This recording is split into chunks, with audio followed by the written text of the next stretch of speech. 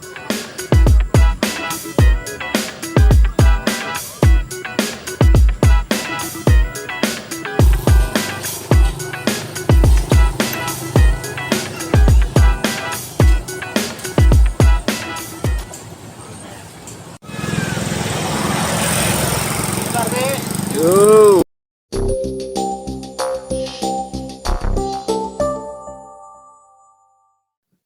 Assalamualaikum warahmatullahi wabarakatuh, Pak Supardi. Selamat ketemu lagi. Lama tidak jumpa ya dalam rangka podcast Pak ART di sini. Saya bersama pemirsa hadir di sini di acara podcast Pak RT. Jadi mohon nanti kita diskusi bersama lah ya, podcast on location istilahnya seperti itulah bahasanya. Jadi di sini kita akan kupas tuntas panjenengan sudah ada kesibukan apa saja ini dari kita sudah bertemu dari 10 tahun terakhir ini ya Pak ya. Dan iya Mas Hajir. Awal tuh zaman panjenengan masih dunia IT utak-atik hal teknis, sampai sekarang lebih ke manajemen juga ya. Jadi saat itu ya saya tahu belum ketemu langsung saat itu dari teman-teman wah ada Bapak berprestasi ya, saat itu saya juga belum sering muncul di Kendal juga pemirsa. Jadi profil Pak Parti dari hampir semua bidang atau semua keahlian hampir tercapai lah.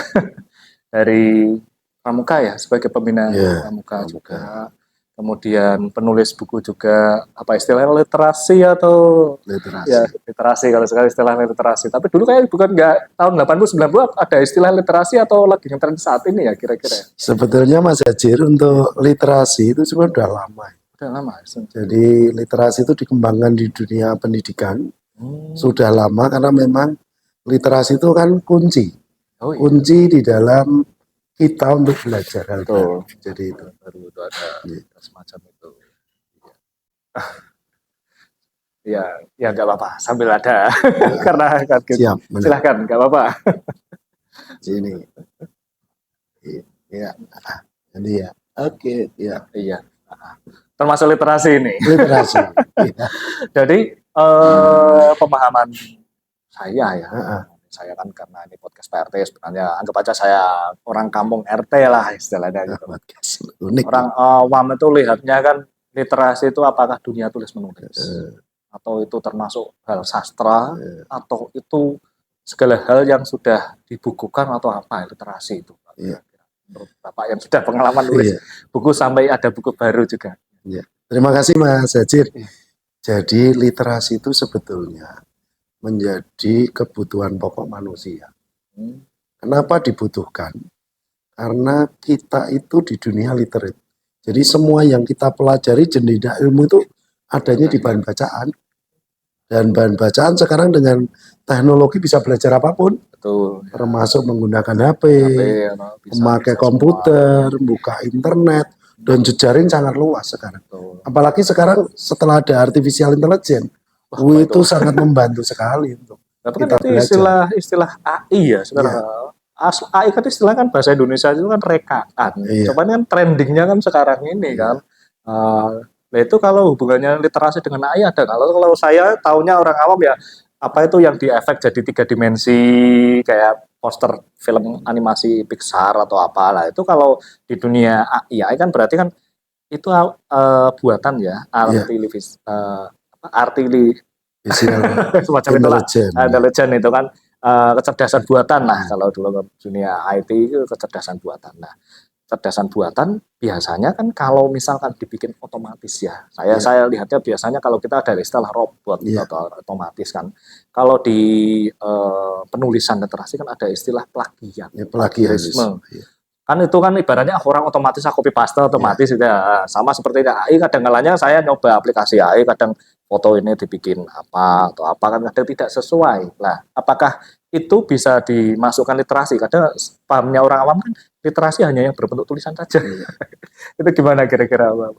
Ini Mas Hajir, jadi literasi sekarang itu berkembang luas. Tidak hanya menghasilkan buku, bahan bacaan manual.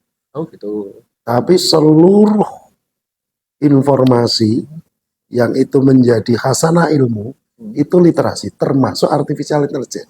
Oh gitu. Jadi artificial intelligence ini sebetulnya membantu kita untuk teman berpikir. Karena kunci literasi itu bertanya. Bertanya. Jadi dengan pertanyaan-pertanyaan yang kritis, itu menjadi teman berpikir kita. Jadi seperti kita ngobrol ini, Iya. ini sebetulnya adalah teman berpikir. Teman berpikir, diskusi juga ada kisi-kisinya ya pemirsa ini sebelum bikin diskusi.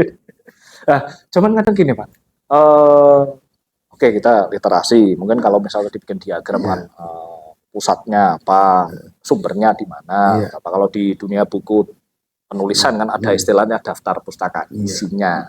Terus ada penulis pertama, kedua, ketiga, atau mungkin penulis rujukannya. Nah kalau di literasi itu apakah seperti itu? Apakah itu terpisah dengan hal penulisan seperti itu? Apakah seperti AI yang saat ini itu sudah keluar dari dunia literasi atau bagaimana? Menurut Bapak yang sekarang berkembang? Kalau menurut saya sekarang literasi memang sudah sangat berkembang jauh. Jadi tidak hanya dunia tulis-menulis Mas Azin, tapi memang kita bisa belajar dengan siapapun kapanpun. Jadi tidak hanya terbatas kepada guru. Kalau era kita sekolah kan sumber belajar kita kan guru. Sama buku paket. Era sekarang kita dapat belajar dimanapun kapanpun. Kita belajar lewat TikTok saja bisa. Cuman kan kadang-kalanya kan itu tidak bisa dijadikan tugas bahasa Indonesia di sekolah. Ini sumber dari mana, daftar pustaka apa, apalagi kadang-kalanya yang bikin guyonan di sekolah kan, apakah itu video bisa dicetak kertas, bisa dikumpulkan guys. Apalagi dengan kan dulu kan pernah mengonsep digital digital perpustakaan ya, digital library ya. Saya juga kebetulan saat itu kan ikut berada di SMP 2 Kendal juga saat itu kan. Nah, itu kan berarti literasi yang berada di sekolahan. Kalau di literasi di luar sekolahan kan berarti tidak hanya berupa buku. Tidak. Ya seperti halnya tadi plagiarisme, plagiat gitu kan. Kira-kira pemalsu literasi itu kira-kira bisa nggak dilacak dari sejauh mana? Jadi gini, untuk melacak seseorang melakukan plagiarisme itu sebenarnya sangat mudah dengan aplikasi-aplikasi terbaru. Jadi kita sudah belajar lewat Turnitin untuk teks, sedangkan untuk karya-karya yang langsung kita juga pakai AI, artificial intelligence, bisa kita lacak ini sumbernya dari mana, diambil dari apa, terus tingkat duplikasinya berapa persen itu terlihat, Pak. Oh gitu. Tapi nggak ada hubungannya sama apa itu hak paten atau merek apa yang biasanya kalau buku kan ada ISBN yang dipatenkan. Kalau penulisan atau literasi harus istilahnya mengeluarkan misalkan kantor mana. Seperti halnya jenengan dulu kan pernah bikin puisi ya, terbitan dari Spero atau ISBN dulu ya. Spero ya dari SMP 2 terus dilisensikan muncul ISBN kan, bisa ibaratnya buku itu mau dijual atau apa kan bisa terlihat di situ. Lah kalau literasi kan apakah sebuah makalah atau paper yang istilahnya baru beberapa lembar itu sudah termasuk literasi, itu bisa dipatenkan atau apa ya, bermerek atau bagaimana? Kalau itu istilah saya kan karya tertulis ya. Karya tertulis itu ada cetak non cetak. Jadi kalau kita hanya nulis di dunia maya, itu berarti non cetak. Artinya siapapun berhak mengkonsumsi. Terus siapa yang menjadi hakim di situ? Ya netizen, pemirsa. Tapi kan tetap perlu ada istilahnya pengesahan dulu. Ibaratnya kalau buku kan ada rilis, ini termasuk literasi kan. Misalkan kita penulis digital atau apa kan berarti kan ada rilisnya. Nah, rilis itu istilahnya tanggal terbitnya atau apa istilahnya pengesahan. Ibaratnya kan hubungannya nanti kan biasanya kalau di aplikasi mencari plagiat kan yang paling dulu terbit berarti anggap aja itu yang paling orisinil, paling gampang menemukan kan seperti itu. Nah, biasanya kadang kan wah cepet-cepetan siapa dulu apa dulu nulis judul dulu atau bagaimana lah. Kan biasa berarti kan tadi bisa ditemukan ya kalau berdasarkan yang paling awal. Jadi sangat mudah sekarang melacak, apalagi dengan dunia maya sekarang ini, aplikasi sangat terbentang luas. Hanya kuncinya adalah di inovasi kita. Ketika menuliskan sesuatu, itu benar-benar dari ide kita. Karena teman berpikir kita dengan siapapun, termasuk sekarang dengan artificial intelligence. Dan itu kita gunakan di dunia persekolahan. Kalau kita dengan teman-teman guru, teman-teman kepala sekolah dan pengawas, kita diskusi tentang itu. Jadi sekarang administrasi itu sebetulnya sudah harus digitalisasi.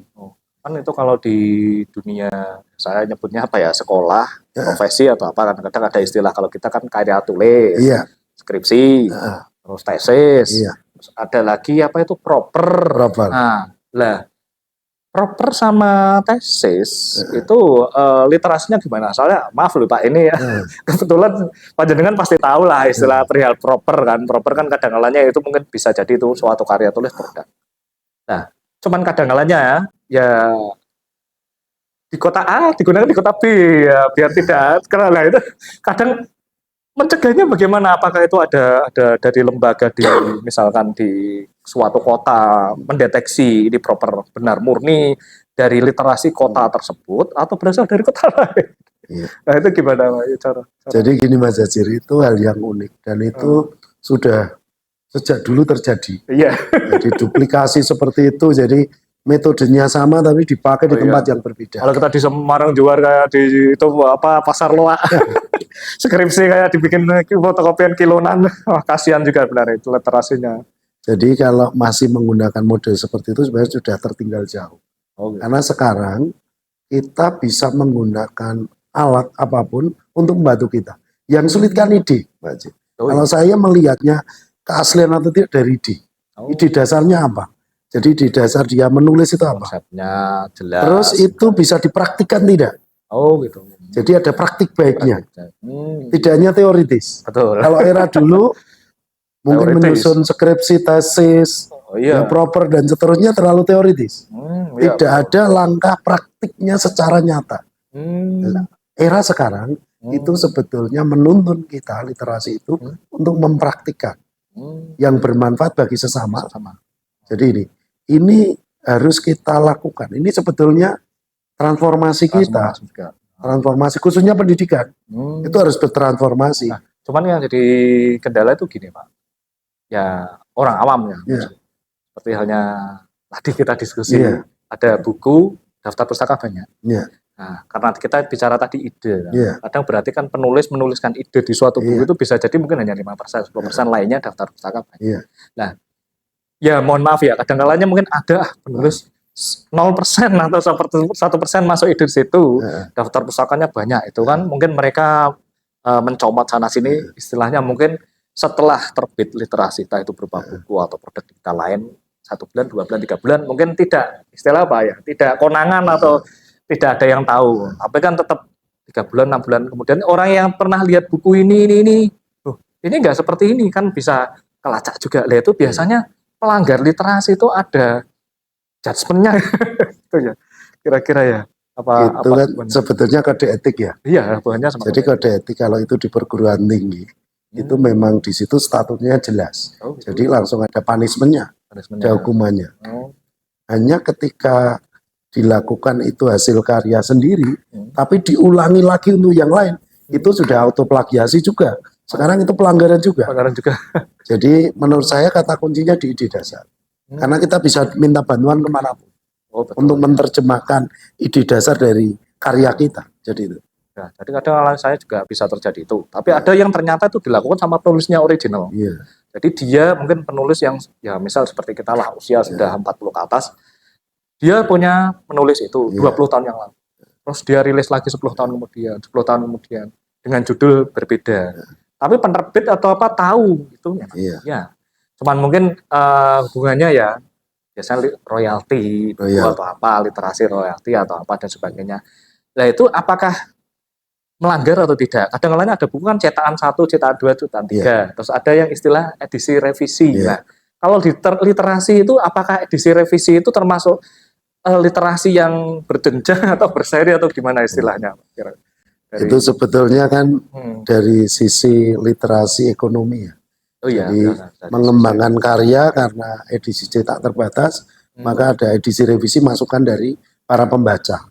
Gitu. Jadi itu enggak masalah, itu sudah. Masukan berarti kan idenya sudah berubah bertahap kan karena ada masukan dari itu kan. Nah, ada buku kan saya pernah lihat edisi 1, edisi 2, 3. Saya tak lihat bedanya di mana. Mungkin jumlah halamannya tambah jadi 2 halaman, 3 halaman. Tapi kadang ada penulis tidak menandai yang berubah yang mana, tapi ada yang penulis kasih kode, oh ini halaman ini yang ada perubahan. Tapi ada yang akhirnya berubah total, ada itu kan. Tapi kadang-kadang kan yang jadi repot kan kadang ISBN-nya itu apakah bisa keluar kalau istilah cetak ulang gitu. Jadi SBN-nya sangat mudah ya. Oh, Jadi mendaftar sangat mudah, apalagi yang model sekarang itu online. naik langsung. Udah sangat enak sekali. Berapa lama biasanya? Paling 2 minggu sudah oke. 2 minggu sudah. Oh, ya. Pasalkan sudah proses editing sudah Iya. oke semua, udah layak, terus bisa langsung menunggu. Nah, ini dengan teman-teman, kalau boleh saya matur, ini dengan teman saya, Pak Victor ini. Wah, Ini kolaborasi ISBN-nya juga model baru kita. Hmm. Jadi langsung online daftar. Hmm. Dan sekarang sangat mudah karena Iya. sudah menggunakan teknologi. Termasuk setting tampilan, Tampilan, covernya, template-nya langsung template-nya. Jadi serba praktis. ini bisa digitalisasi. Jadi artinya Berarti sekarang tidak bisa request apa pengen tampilan ini yang dari aplikasi Canva atau apa. Itu udah dari penerbit atau dari penulisnya sendiri biasanya kan, oh aku pengen desainnya seperti kalau ini dari teman-teman ini. Dari teman-teman kita kompak buat model desain covernya menggunakan Canva tadi, kita edit, kita sepakat bersama. Jadi tidak terus nyari yang hoki, nyari yang apa. Nah terus kalau yang buku terbitan baru apa ini judulnya ini Pak? Ini melintas batas. Wah, tentang Jadi apa melintasi batas, eksplorasi filsafat Islam dengan dunia Barat. Karena Dalam jangan tahu wawasan saya tuh dulu jangan mainnya puisi. Kenapa langsung tiba-tiba pindah aliran filsafat? Ini apa hasil pengembangan dari puisi-puisi jenengan atau memang ini genre, istilah kalau film kan genre horor sama genre action berbeda atau bagaimana? Atau baru pertama nyoba di buku filsafat atau karena ini kolaborasi tidak single player? Jadi gini Mas Yasir. Jadi kita ketemu dengan teman-teman. Ini Mas Victor, teman-teman ini kan tergabung di MPI. Oh gitu. Jadi di Majelis Pustaka dan Informasi di PDM Kendal, Muhammadiyah Kendal. Itu beliau-beliau menginisiasi yuk kita nulis bersama dengan konteks filsafat karena latar belakang teman-teman filsafat. Kalau saya kan tidak, jadi saya ikut belajar di sini. Oh gitu. Jadi ikut belajar, jadi kalau dulu dikatakan kita ke puisi, itu bagian ungkapan saja. Karena kalau kita punya ide-ide yang kita lakukan dengan pengalaman kita tidak tertulis, maka yang terjadi ide-ide itu hanya muncul sekali ketika kita tatap muka. Tapi kalau tertulis kan bisa selamanya. Kita lihat di situ daftar pustaka tidak ada mengambil dari buku jenengan yang lama. Jadi ini belajar dengan teman-teman. Jadi ketemu di situ, saya banyak belajar, diajari caranya, udah yuk bareng. Berarti ini masuknya jenis buku fundamental atau buku ensiklopedi, atau mungkin ini bisa masuk di pelajaran sekolah, termasuk atau mungkin semacam buku umum. Ini buku umum, jadi pengalaman kita bersama bagaimana organisasi Muhammadiyah ini yang kita tulis ini. Ini nggak bisa masuk ibaratnya dengan masukkan ke kampus filsafat, terus ini jadi buku di sana. Ya jadi referensi bisa. Nggak bisa, tapi otomatis jadi dosen nantinya jadi dosen tamu di sana. Jadi itu. Dan ini teman-teman muda ini, Mas Victor nanti yang kita ajak karena beliau yang mendalami. Wah, jadi biasanya kan gitu kan menulis buku itu kan berapa lama? Berapa bulan? Istilahnya dari teman-teman ya 3 bulan. 3 bulan ya. 3 bulan proses dari ini kan ada 11. Tapi nggak ada sisi pengalaman pribadi masuk di buku, tidak kan? Tidak ada. Lebih pada pemikiran kemuhammadiyahan di dalam dan perbandingannya dengan filosof Barat modern sama Timur kan. Oh, gitu. Kirain ada sisi personal yang masuk di situnya. Nah, kira-kira pernah bikin buku yang sifatnya personal atau ada keinginan? Kalau jangan puisi sudah pernah kalau saya dulu memang spesialisnya menulis buku pelajaran sebetulnya. Wah, jadi kok konten sebagai guru. Sudah dicetak di penerbit apa ini Pak? Wah sudah banyak, saya enggak. Karena sudah sekarang off, jadi nanti dikira iklan. Tetap masih banyak bernumpuk itu kan. Apa karena sekarang kurikulumnya beda, jenengan tidak memodifikasi apa yang ada di situ? Saya gantian biar yang muda-muda. Jadi kalau dulu kita di 3 Serangga, di penerbitan Solo teman-teman, di Balai Pustaka, jadi beberapa penerbitan memang kita kerjasama dan mesti kolaborasi, tidak mungkin sendiri. Jadi itu. Cuman kadang-kadang kan kalau buku cetak pelajaran sekolah kan berarti ada standar kurikulumnya juga kan. Cuman kadang salahnya walaupun mungkin kalau pelajaran selain sejarah itu hampir mirip. Kalau ini setahu saya secara umum ya. kadang saya kalau lihat buku sejarah, Hmm. itu yang beda itu kadang-kadangnya di tahunnya.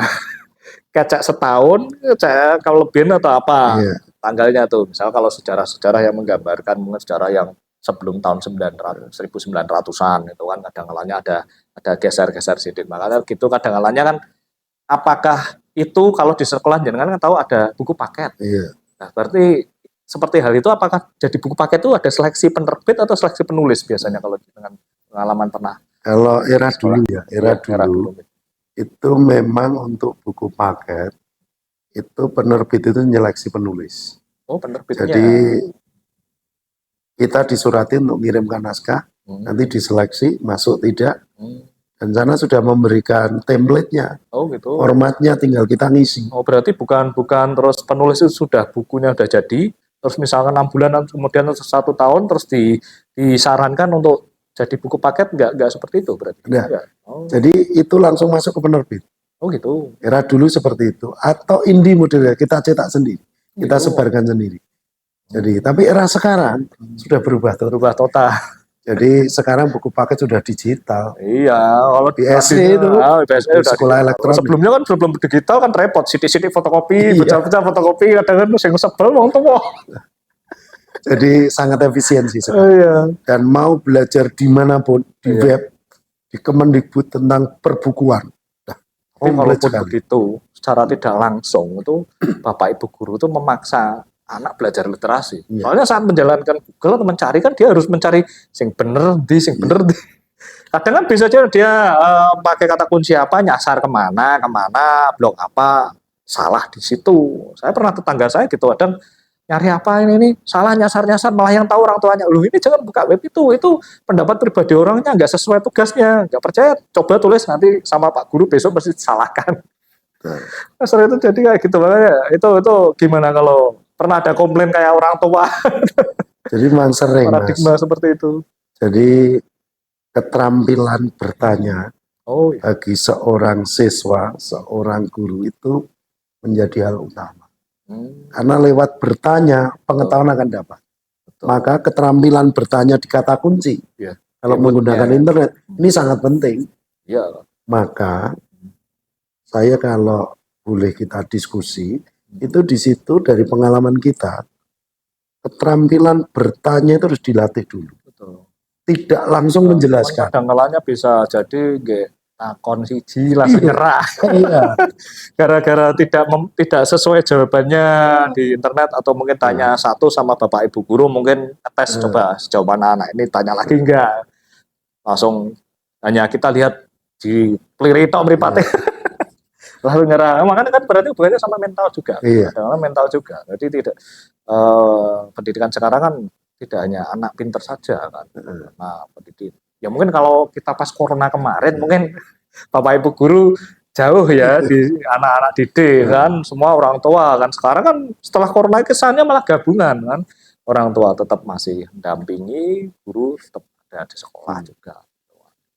Di situ sisi berarti apa itu istilahnya? Literasi kolaborasi atau apa istilahnya? Jadi gini, Mas Sajir, ini hal yang unik. Jadi kita terbiasa ketika mau menyampaikan suatu konsep itu dengan menjelaskan.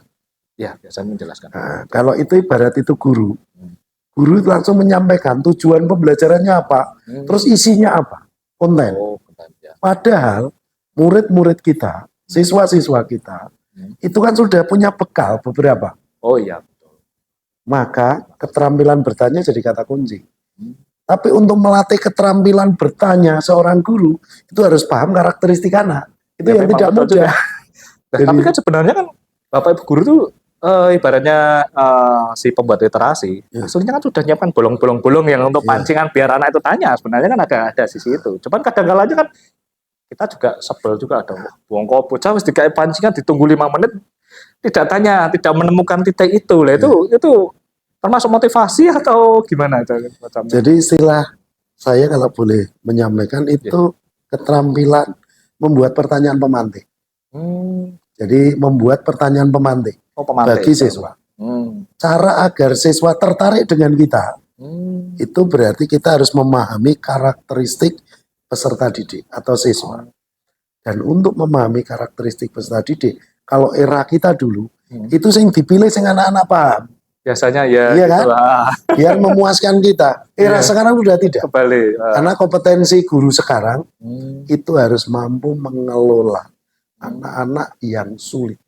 Kalau era dulu kan hanya memahami karakteristik peserta Karakter itu didik. terus kadang yang penting dalam ruangan ada 70% memahami udah tercapai. Gitu. Kalau Biasanya kan gitu. kalau sekarang sudah lain. Hmm. Anak-anak yang berkebutuhan khusus, Iya. perlu penanganan khusus, itu menjadi kompetensi dasar bagi seorang guru. Itu kalau yang di ruang lingkup sekolahan, Iya. di dalam literasi di dalam sekolahan. Kalau di luar kan berarti kan hubungannya kalau kita menemukan judul yang sama Iya. dalam satu kota Iya. atau dalam satu provinsi kan. Lah itu yang bina siapa? Pak ibu gurunya siapa? Apakah dinas pendidikan atau mungkin ada dari kabupaten atau kota, biasanya semacam itu bagaimana? Kalau menurut saya itu netizen nanti. Netizen. Pembacaannya yang akan. Tapi kalau netizen tuh kadang-kalanya kelemahannya gini, suara terbanyak, viral tidak. Ada yang repotnya kan berdasarkan kiblat itu kan, viral, terbanyak, komen terbanyak, view terbanyak. Ya kalau kita di masyarakat kan satu, sing paling dikomplain tonggone siapa, yang paling banyak dikunjungi tamu kan, atau mungkin anak yang paling sering sekolah, kuliah. Kalau sering kuliah berarti punya banyak titel kuliah. Kalau sering sekolah berarti bisa jadi mungkin sering pindah. Iya. Makanya kan di situ kan untuk menemukan siswa kan bisa tadi dari yang istilahnya Bapak Ibu guru istilahnya misalkan gagal. Iya. Gagal, anak ini tidak tercapai, tidak terpenuhi. Kan kalau di sekolah istilahnya apa? Tidak naik kelas atau tetap naik kelas itu. Jadi anak-anak yang belum mencapai batas kemampuan dasar itu memang harus didampingi guru. Jadi tidak bisa anak-anak ini memiliki kompetensinya rendah, yang disalahkan adalah orang tuanya atau anaknya tidak. Tapi ini harus kerjasama tiga belah pihak, antara anak, orang tua, dan guru. Dan ini harus didampingi. Jadi tidak ada anak, kalau istilahnya sekarang tinggal kelas ya. Tinggal kelas. Nah, era sekarang sudah beda. Jadi era sekarang itu anak memahami kompetensi atau memahami sesuatu itu dasarnya dari dipraktikkan. Berarti kan pendampingan itu tetap perlu ya. Wajib. Pendampingan guru kepada anak didik. Sangat wajib. Ibaratnya kalau film kungfu atau pencak silat kan misalkan si anak didik tidak didampingi bisa edan pakai jurus tenaga. Kadang-kadang kan bisa apa itu kalau film-film yang di TV itu kan, wah pakai mantra, jurus tenaga dalam apa, tidak didampingi. Atau mungkin kan kalau film-film kungfu ada menemukan buku, wah praktek jurus. Setelah praktek itu, seperti halnya mungkin siswa kalau zaman dulu ya, mungkin kalau zaman 80-an, 90-an kan buku paket cukup menghafalkan bukunya saja, itu nilai sudah bagus. Kalau sekarang kan tidak berlaku lah. Karena paradigmanya berubah seperti itu ya Pak ya? Sangat berubah. Sekarang ini konten itu dasar. Jadi sedikit. Lebih banyak ke praktiknya. Jadi ke keterampilannya. Berarti istilahnya konten sekarang ya, bukan materi. Iya, bukan materi. Ngikuti kekinian. Kalau dulu kan pakainya istilah materi praktikum. Konten otomatis kan lebih kekinian di online-nya. Berarti kalau gitu kan itu apa dibebaskan juga istilahnya anak yang ya itu karena kamu tidak didampingi berarti kan tidak tanggung jawab atau tetap istilahnya kita memperbaiki karena mereka yang meminta menemui kita. Atau mungkin ada siswa masuk pindah dari mana atau apa perlu dibimbing atau apa, kadang-kadang kan lari dia ke wali kelas. Iya, ke wali kelas, kesalahan literasi atau apa atau bagaimana lah itu biasanya itu sudah di pikiran anaknya. Betul.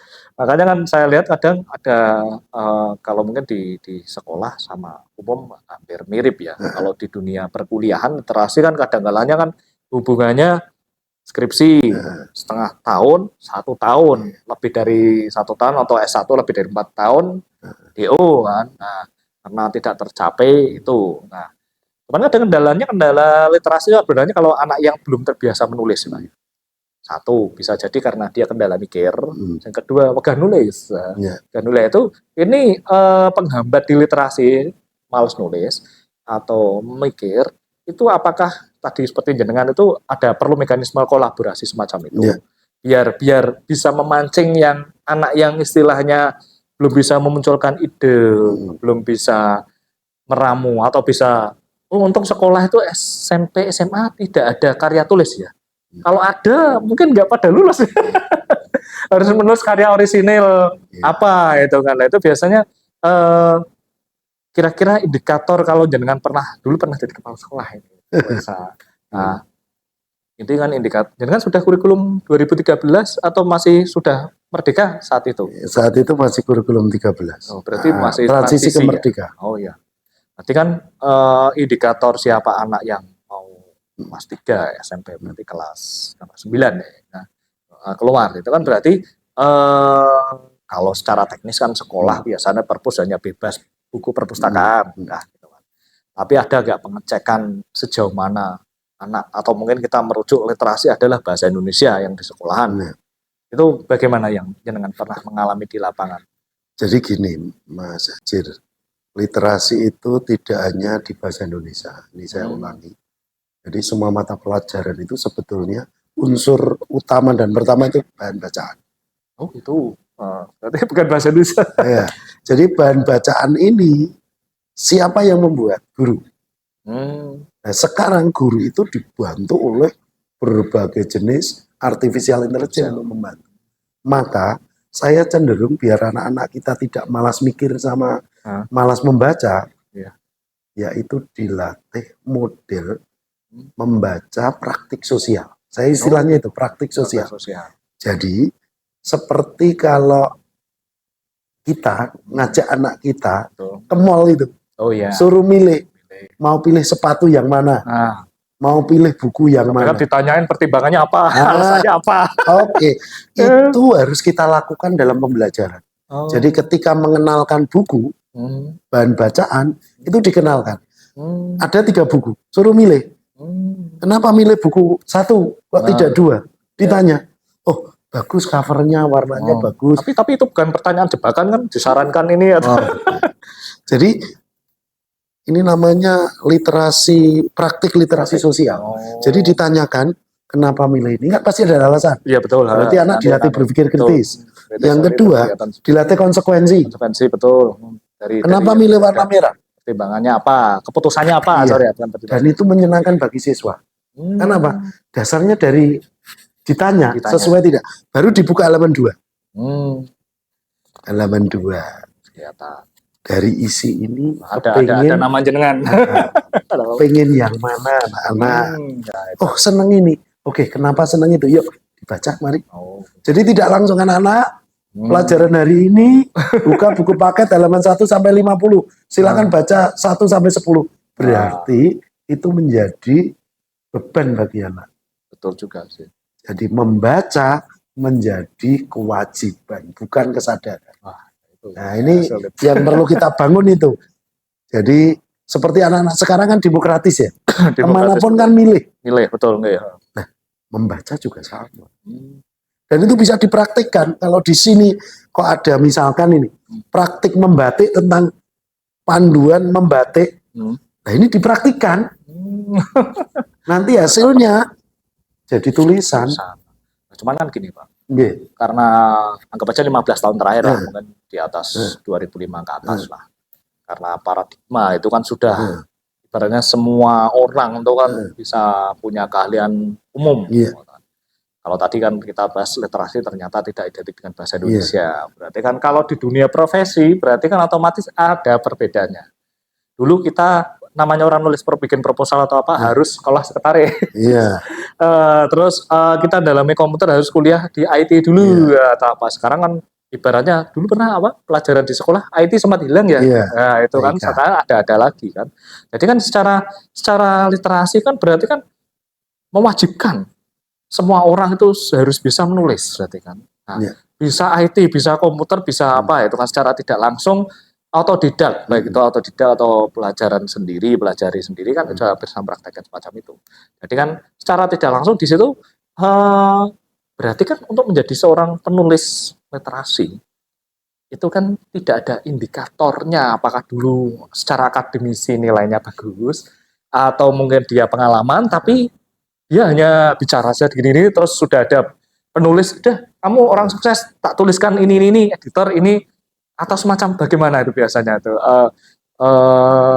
istilah literasi kan kadang kita menggambarkan suatu produk tapi ternyata bukan orangnya yang nulis dituliskan siapa itu apa boleh nggak selama ini.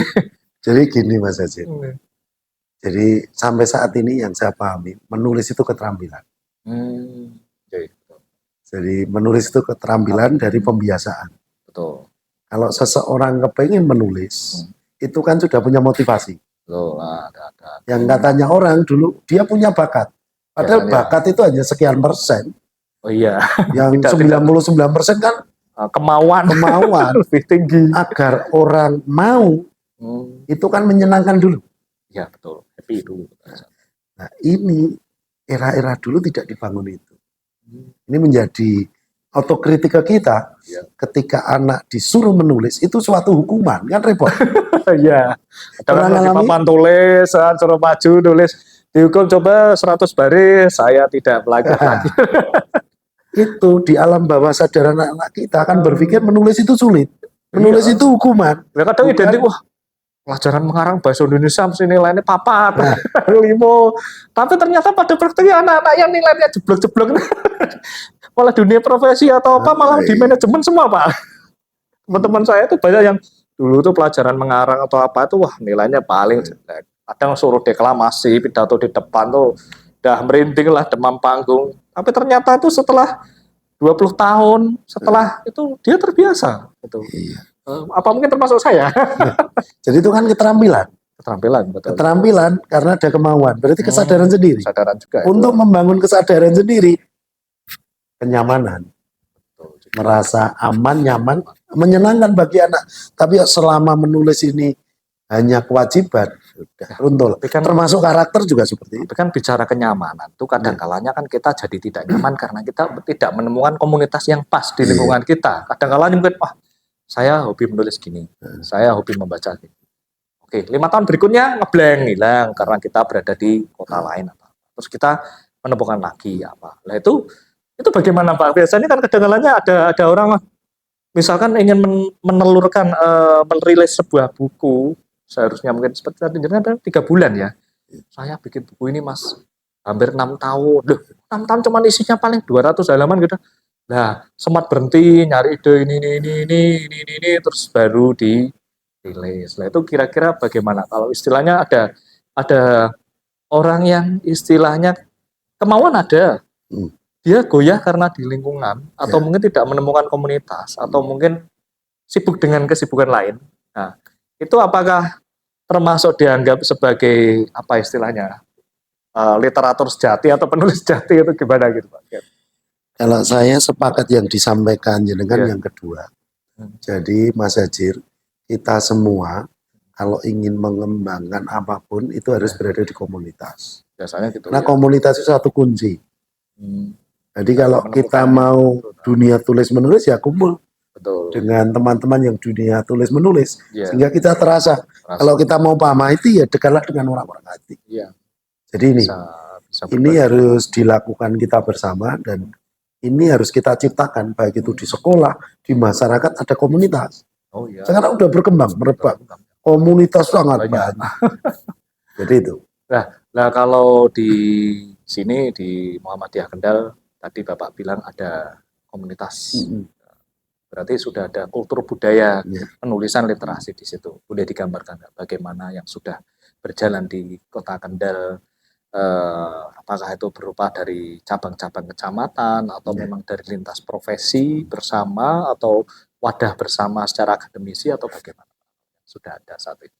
Jadi gini Mas Hajir, untuk pengembangan komunitas kita sementara dengan teman-teman mengembangkan itu kepingin itu 1 tahun 1 hasil karya bareng bersama sebuah buku bisa atau nanti kita kembangkan dalam seminar-seminar bersama bulanan. Ada target. Ada target.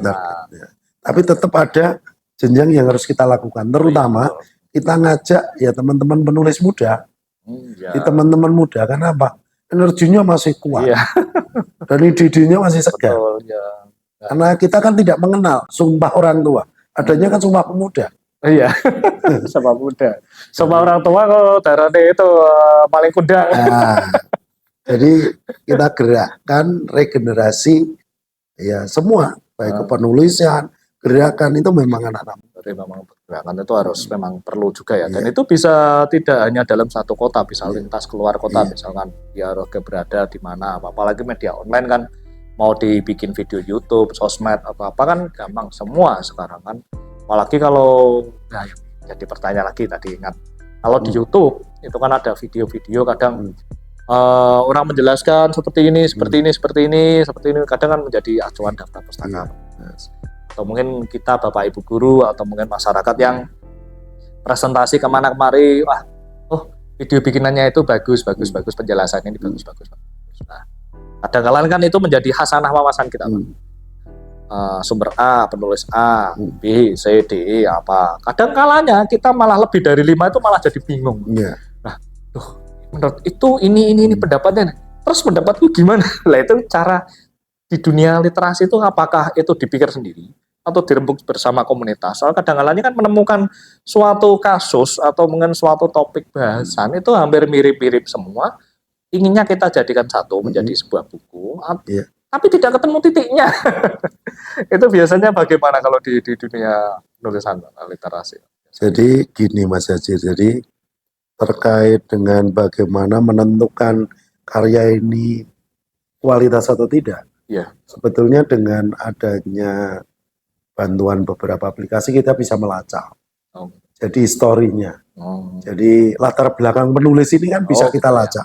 Mana yang bisa dipercaya, mana tidak. Kan terlihat dari rekam jejaknya. Jadi kita bisa melihat rekam jejaknya. Tapi pengembangan rekam jejak bagus lagi kalau kita ada di komunitas. Kan kadang-kadang kan hubungannya kan gini Pak. Misalkan satu profil penulisnya, kan ada mungkin bentuk kolaborasi seperti panjenengan. Itu kan berarti misalkan ada penulis baru, terus ada panjenengan, itu kan ya amit-amit kalau misalkan di dunia komersial kan, berarti ada jaminan ada pakar ini ya, yang menjamin bahwa ini bagus. Kadang kan ada buku yang memaksa testimoni di belakangnya. Itu boleh nggak? Kadang-kadang kan katanya kalau kita jualan produk itu kan ada tulisannya barangnya kayak obat, apa itu kan ada khasiatnya ini. Ya, padahal di aturan BPOM atau apa kan tidak boleh mencantumkan. Nah, di buku kadang-kadang ada buku yang belakangnya testimoninya itu lebih banyak. Nah, itu bagaimana menyikapi? Memang itu memang diizinkan sebagai tarik untuk membaca buku itu, membeli buku itu, atau itu memang sebagai daya tarik ada penulis ternama di situ. Itu bagaimana kira-kira? Jadi istilah testimoni itu ya, dia memberikan kata pengantar. Iya, kata pengantarnya biasanya. Jadi itu sebetulnya untuk menjamin validitas tulisan. Berarti kan itu karena sudah beliau viewernya. Viewer jadi, pertama berarti. Iya. Jadi yang membaca awal karya tulisan itu, sehingga bisa memberikan kepercayaan kepada pembaca bahwa ini telah dibaca oleh. Berarti nanti kan istilah itu rank 1 ya. Berarti nanti selanjutnya mau di like, share, komen, monggo sudah jadi sudah sah. Jadi istilahnya Mas Hajir itu sudah ada validasinya. Validasinya, ya. Jaminan mutu. Dan pasti memberikan di situ memberikan catatan-catatan penting tentang isi buku tersebut. Jadi itu tidak hanya isinya sanjungan, tapi juga mengkritik. Ini sebetulnya kan jadi semacam diskusi. Kepenulisan.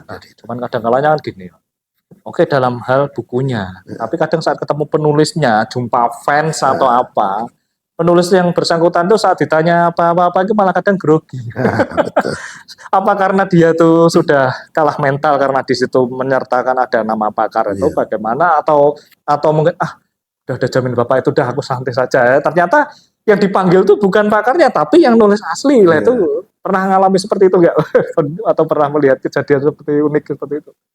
Jadi sebetulnya gini Mas Hajir, untuk hal tersebut memang kita harus memberikan ruang kepada penulis muda. Ya untuk pertama pasti kan pernah salah ya. Betul. Artinya pasti kurang, masih grogi istilahnya. Iya, masih ada grogi. Jadi Tapi ini harus kita berikan ruang pada teman-teman kita yang mau jadi penulis baru. Betul. Karena lewat, misalkan lonceng ya, Launching ketika ya. lonceng suruh paparan isinya, ketika dikritik enggak apa-apa, itu bagian dari Iya. perbaikan. Saya kira itu grogi pun enggak masalah. Karena harus punya jam terbang kan. Ya, satu itu. Bisa jadi mungkin pertanyaannya yang nggak bermutu bisa jadi gini. Launchingnya suruh menjelaskan tentang bukunya Iya. hampir 2 jam. Ternyata kalau 2 jam tuh kalau dihitung-hitung itu sudah dapat 400 halaman. Sedangkan bukunya cuma 200 halaman nggak jadi beli. Iya, Ada kalanya kan bisa juga. Kalau misalkan berbentuk novel atau apa. Sebenarnya kan kalau, ya ini menurut saya saja. Bisa jadi mungkin acara rilis-rilis itu tuh malah menjadi ide baru bagi penulisnya. Oh, ada ini. Bisa jadi nanti bukuku tak bikin berseri. Oh, film Hollywood aja ada istilah trilogi atau apa itu kan. Walaupun itu ya bukan literasi sebenarnya. Kan istilahnya kan itu produktivitas ya. Berarti biar penulis itu ada setahun sekali ada karya. Nah, kadang-kadang kan saat kita tidak aktif, pasti ada fans kita itu mesti tanya, kok tidak nulis buku lagi?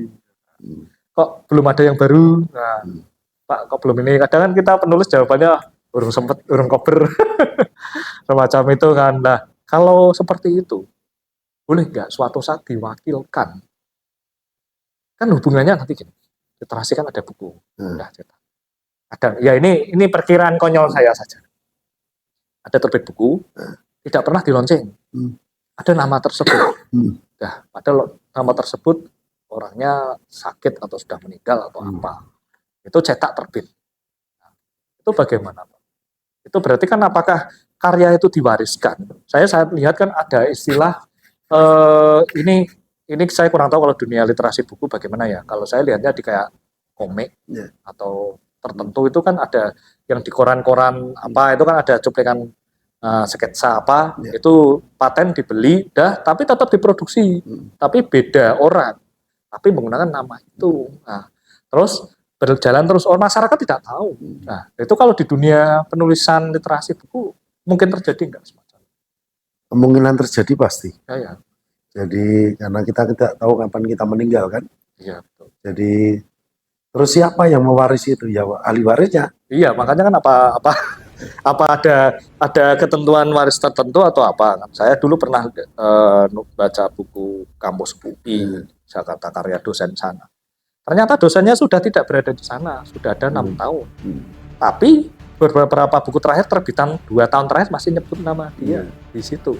Nah, itu apakah karena lisensinya itu belum habis atau bagaimana? Makanya Mas Fat, kalau di Panjenengan kan ISBN udah berdasarkan bukunya kan.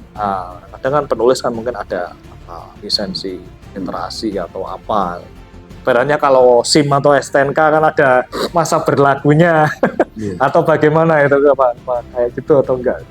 Jadi kalau terkait dengan penerbitan buku, cetakan buku itu kan urusan royalti. Kalau itu di penulisan yang istilah saya memang itu profesi. Tapi kan penulisan apapun belum tentu itu karena profesi. Kami memang karena hobi. Juga bisa. Karena memang kesenangannya itu. Terus karena ketemu dengan teman-teman seide membuat tulisan biar tidak hanya lesan, karena lesan kan hanya sekali disampaikan, tidak bisa dibaca oleh generasi berikutnya. Jadi kemungkinan yang jenengan sampaikan bisa terjadi. Apa langkah yang kita lakukan?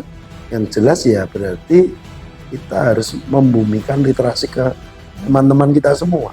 Berarti kan tidak kita selaku pemirsa misalnya selaku pemirsa tidak memaksa ini karya penulis siapa yang ketemu, tidak harus memaksa gitu ya. Kadang ada orang penasaran ini buku namanya ini ternyata ini singkatan. Atau mungkin ada kalau lagi ngetren dunia IT kan ada apa Anonymous.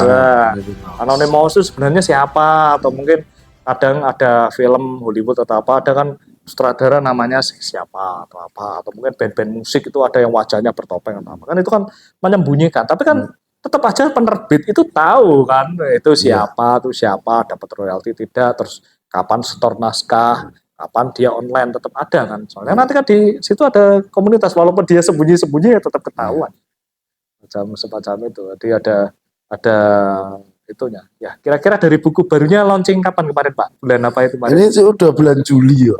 Oh, Juli ya nggak apa-apa, Juli berarti masih hangat lah 2023. 6 bulan lah.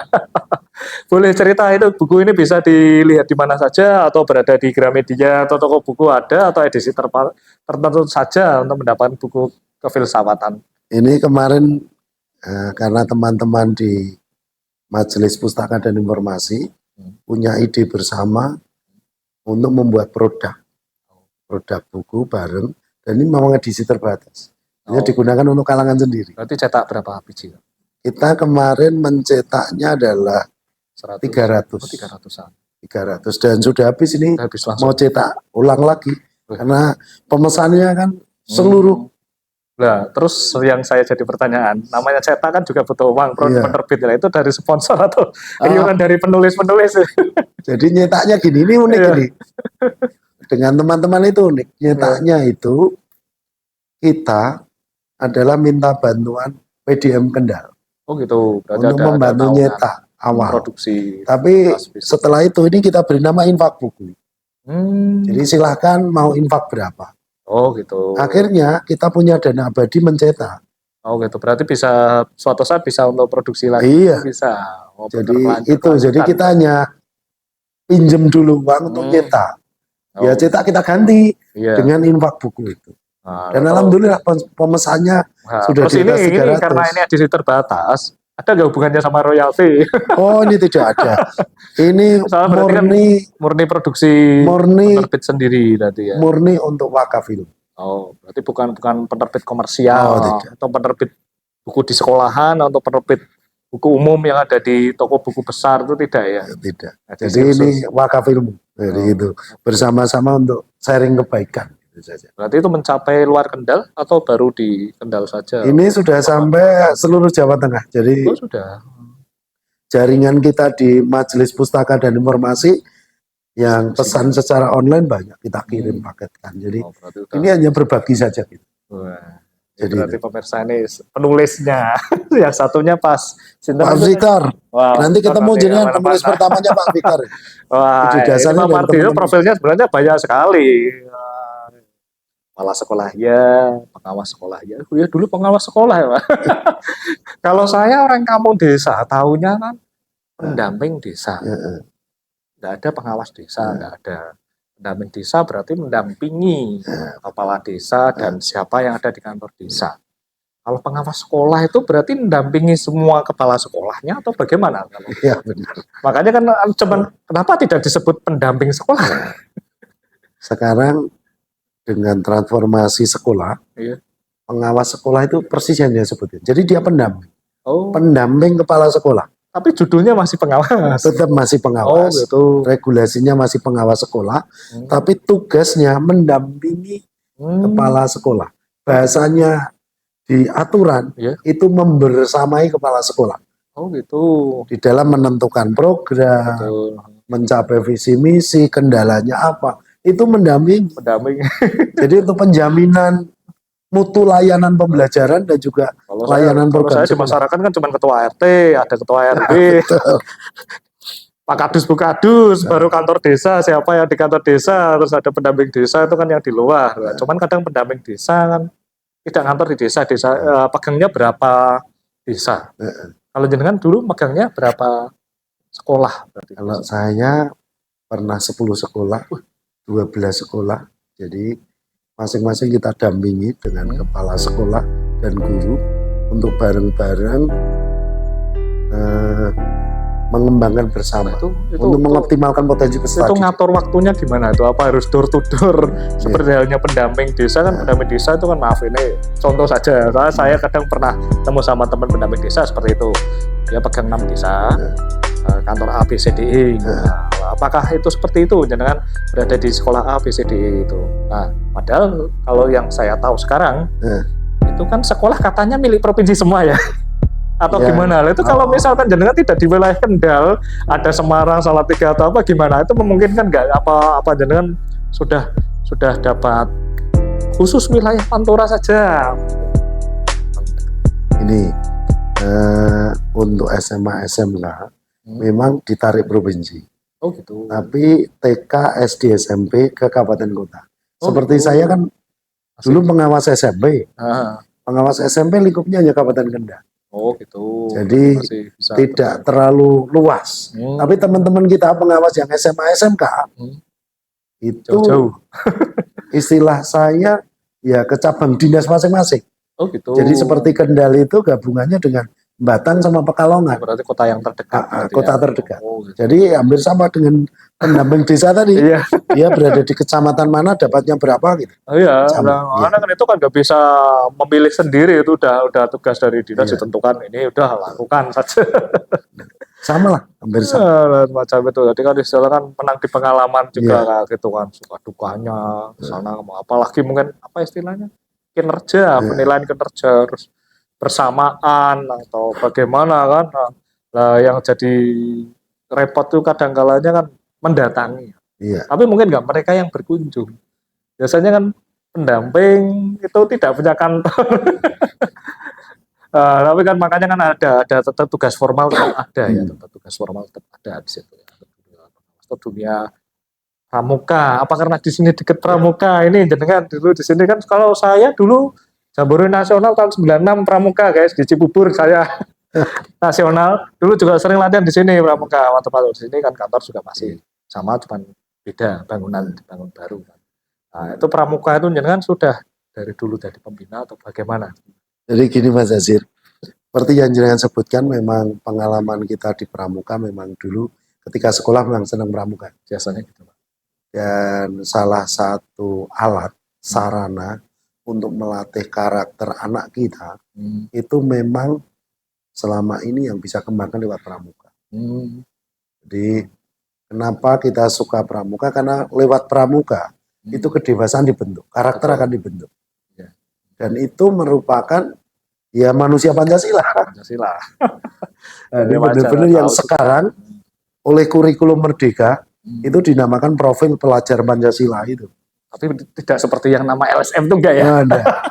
Kan nama Pancasila aja hampir sama kan, kadang-kadang aja kan. Jadi apa, itu, jadi beda. memang kita harus ada di komunitas-komunitas yang bisa menggerakkan ke arah kebaikan. Saya itu saja. Ini kenapa di pramuka, kenapa di PGRI dan lain Yang penting kan sebagainya. bisa bagi waktunya juga. Insya Jangan Allah. tapi dari atas ke bawah dilaju terus ini. Alhamdulillah.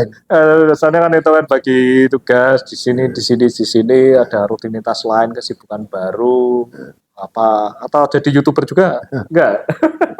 Siapa tahu diam-diam tiba-tiba langsung wah follower banyak terus Jadi nanti Mas Hajir saja. wah Jadi pakemnya beda. wah Jadi kalau saya itu baru mengkonsistenkan ini biar podcast tiap seminggu sekali itu ada 1 atau 3 liputan mendatangi teman-teman aja ini masih perjuangan bagi waktu juga. Janjian ketemunya kapan bisa ini juga asal mulanya kan podcast PRT itu aslinya mengajak panjenengan itu datang ke tempat saya ke Siskampling Jagan itu cuman kan satu wah ini nggak memungkinkan biar saya yang datang saja macam itu. jadi langsung jemput bola ya. Jemput bola. Ya kurang lebih seperti itu. Jadi terima kasih banyak telah Siap, menunggu terima waktunya. kasih. Semoga bisa Sehat selalu. bermanfaat dan menjadi inspirasi dari teman-teman semuanya. Siap. Semoga nanti bisa nasional juga, misalkan jenengan, misalkan ada panggilan kemana luar kota siap gak? Oke, terima kasih teman-teman. Assalamualaikum warahmatullahi wabarakatuh. Waalaikumsalam Selamat warahmatullahi sore. wabarakatuh. Sukses selalu. Sehat selalu. Ya.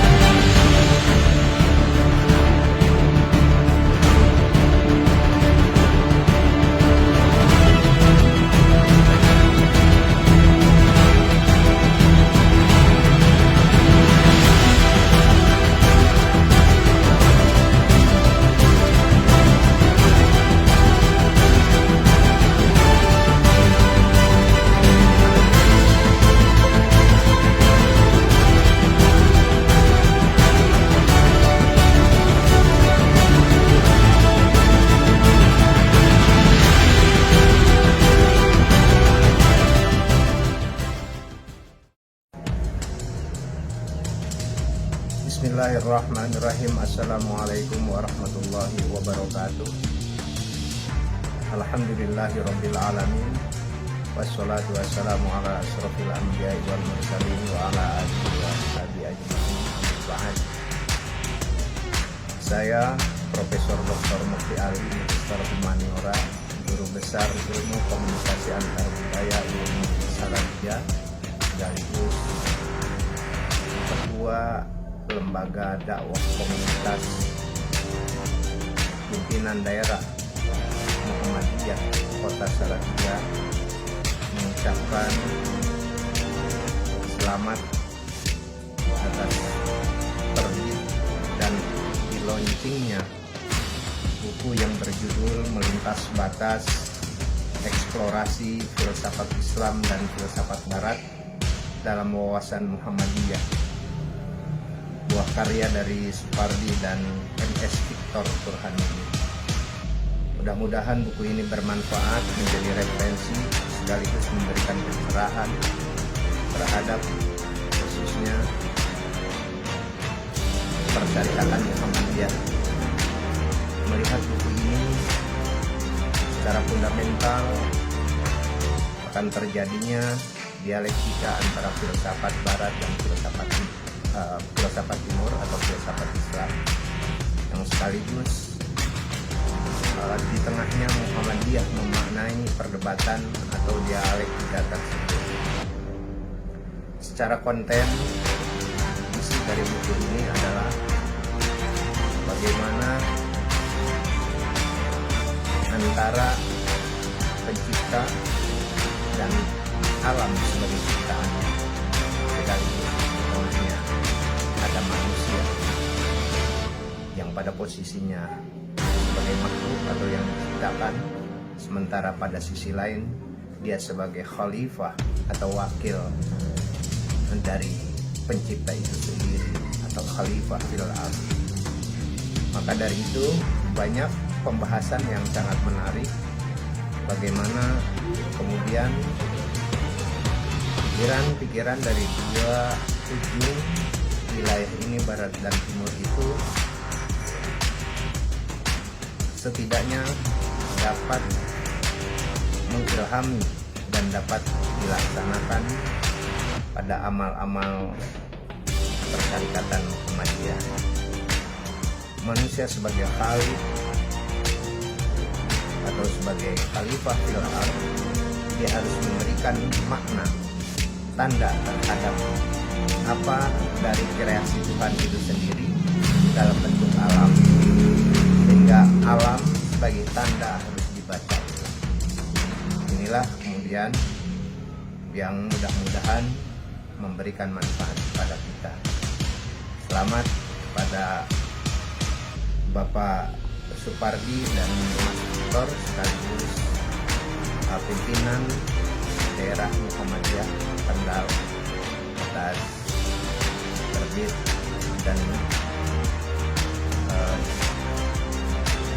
diluncurkannya buku. Saya akhiri. Assalamualaikum warahmatullahi wabarakatuh. Assalamualaikum warahmatullahi wabarakatuh. Alhamdulillahirabbil alamin wa bihi nasta'in wa ala umuri dunya waddin. Wassalatu wassalamu ala asyrafil mursalin wa ala alihi wa sahbihi ajma'in, amma ba'd. Alhamdulillahirabbil alamin. Puji syukur kami panjatkan kehadirat Allah Subhanahu wa taala bahwa saya diberi kesempatan oleh Majelis Pustaka dan Informasi Pimpinan Daerah Muhammadiyah Kabupaten Kendal. Yang pertama saya harus menyampaikan selamat kepada MPI yang mengambil inisiatif untuk peluncuran buku dan bedah buku. Topiknya sangat menarik, bukunya Melintasi Batas Eksplorasi Filsafat Islam dan Filsafat Barat dalam Wawasan Muhammadiyah. Selamat ini kepada para penulis, Mas Supardi MPD, Mas Victor Burhanuddin MPD, dan editor Muhammad Haris Tarmidi, dan secara khusus pada Ketua BDM Kabupaten Kendal, Ustaz Ihsan Indizan LC. Ini langkah maju dari MPI menyelenggarakan kegiatan bedah buku. Khusus pada kali ini, topiknya sangat menarik. Setiap topik dalam buku ini mengundang diskusi yang lebih menarik untuk para peserta karena sifatnya aktual, empirik. Ada topik-topik yang dipilih cukup berat, maka itu mungkin juga halangan dan terbatas. Tapi untuk topik-topik yang lain yang saya lihat bahwa misalnya terkait dengan warga Muhammadiyah, tentang media sosial, tentang kerusakan lingkungan, tentang antisipasi Muhammadiyah terhadap perubahan, ini menjadi menarik untuk didiskusikan. Saya melihat dalam buku ini cakupannya sangat luas, filsafat Islam, filsafat Barat, kemudian filsafat modern, dan juga dalam pandangan perspektif Muhammadiyah. Ini jelas ya tidak bisa didialogkan dalam 1-2 pertemuan, sehingga saya berharap masih muncul lagi untuk edisi berikutnya agar bisa menambah wawasan yang lebih luas dan lebih dalam terhadap topik-topik yang dikaji oleh para penulisnya. Sekali lagi saya menyampaikan selamat kepada para penulis, ya, Mas Victor, Mas Supardi, dan juga kepada Muhammad Haris selaku editor, dan juga kepada Ketua BDM yang telah mengambil inisiatif menurut saya sangat bagus untuk pencerahan warga Muhammadiyah. Selamat. Assalamualaikum warahmatullahi wabarakatuh. Assalamualaikum warahmatullahi wabarakatuh.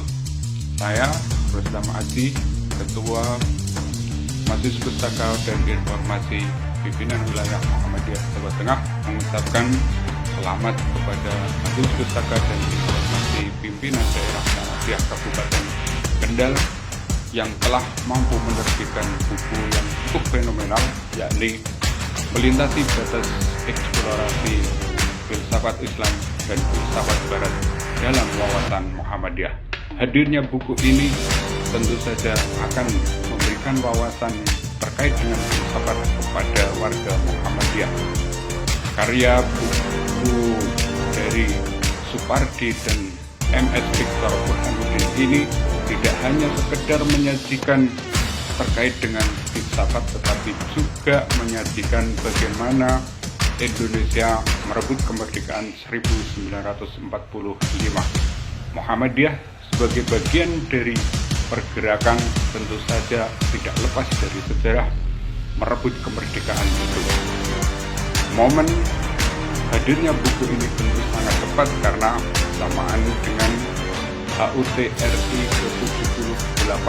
Semoga buku ini mampu memberikan pandangan yang luas terkait dengan filsafat maupun terkait dengan kemerdekaan kepada warga Muhammadiyah.